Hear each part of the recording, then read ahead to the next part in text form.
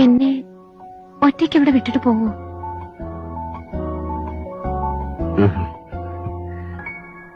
ഒന്നറിഞ്ഞാ കൊള്ളാം, സാവിത്രിക്ക് എന്താ എന്നെ ഇഷ്ടമായത്?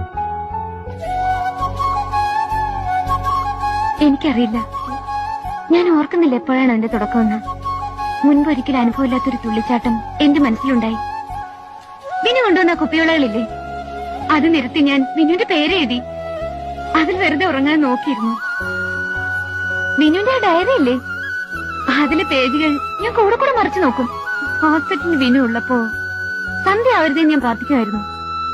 വീട്ടിൽ രാത്രിയായ വെളുക്കാനുള്ള വെപ്രോളായിരുന്നു എനിക്ക്. വിനുവിനറിയോ, ക്ലോക്കിന്റെ സൂചി തിരിച്ച് നേരം വെളുത്ത് ഞാൻ നോക്കിയിട്ടുണ്ട്.